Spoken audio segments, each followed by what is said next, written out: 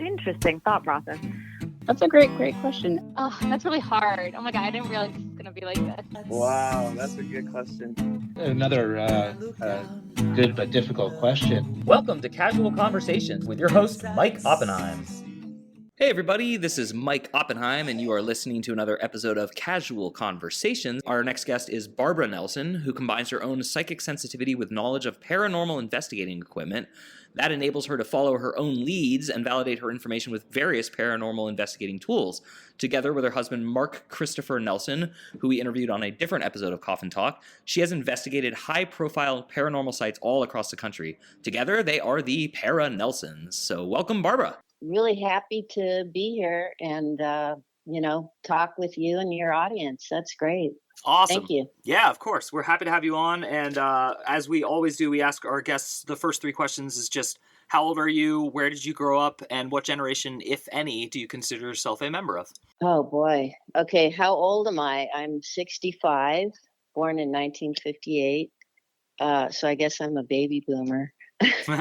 And then where did I grow up? I grew up in the Los Angeles area, California, in the Valley. So I guess I'm a Valley girl, too.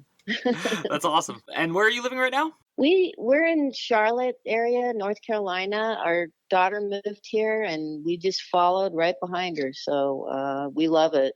That's awesome. That's a good reason. I followed my parents to Phoenix, Arizona. So it's the inverse, but it's the same principle. Oh, yeah. Yeah.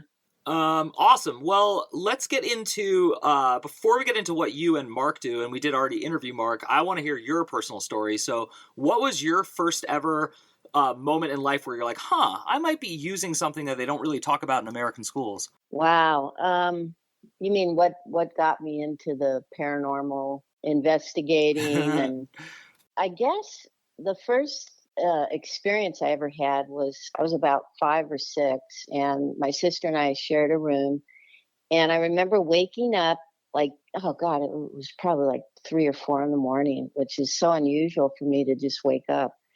And I looked down my bed toward the door because the foot of my bed was facing the doorway into our room, and I just saw this like. It looked skeletal. It was like a white skeletal, flowy something or other. But I did not flinch. I was actually really curious. You'd think a little kid is like, oh, put the covers up and get under the pillow. But I actually felt like it was trying to tell me something, like communicate. And I just kept staring at it, and it just kept kind of floating. And then finally, it went, kind of dissipated and went away. And I'm like, oh my God, what did I just see? And it just fascinated me because it's like, what was this? And I'm a little kid, but I wasn't afraid. If it had stayed there, I was going to get up and go toward it and see what it was.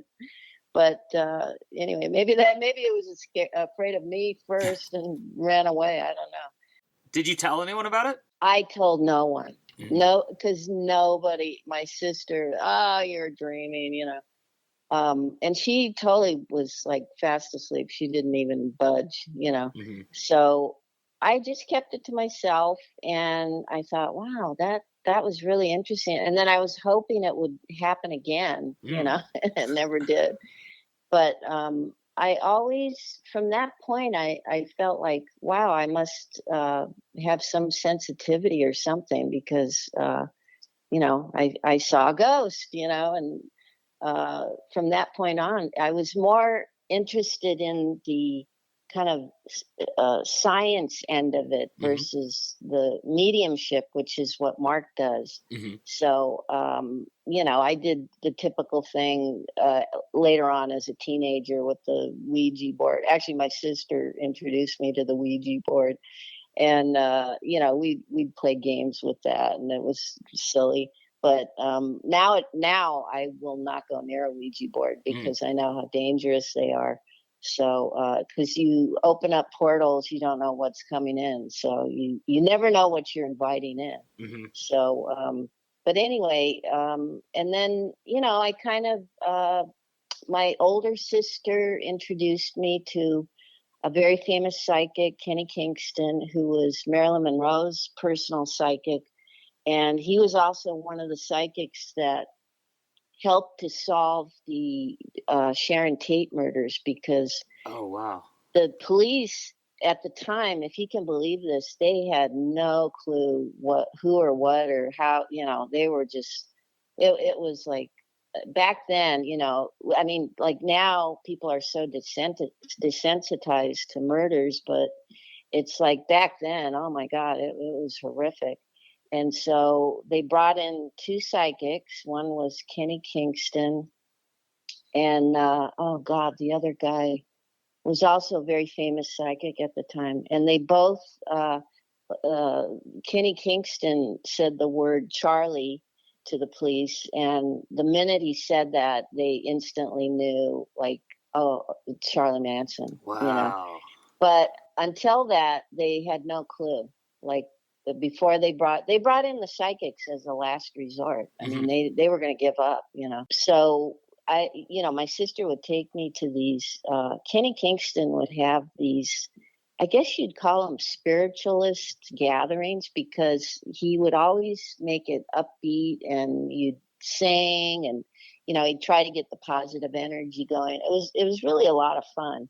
And I think I was like 14 or something at the time. And so this was all new to me, and I really liked it. And then at the whole gist of the gathering was to have a reading with a psychic, and he had maybe 7 or 8 psychics there, and you could sign up, and they'd give you a 10-minute reading. And so I really, it kind of like got me prepared to when I met Mark and he told me he was psychic. I was like, oh, I mean, he thought I was going to run the other way, but Totally. it's like, oh, really? You're psychic? Oh, okay, that's cool.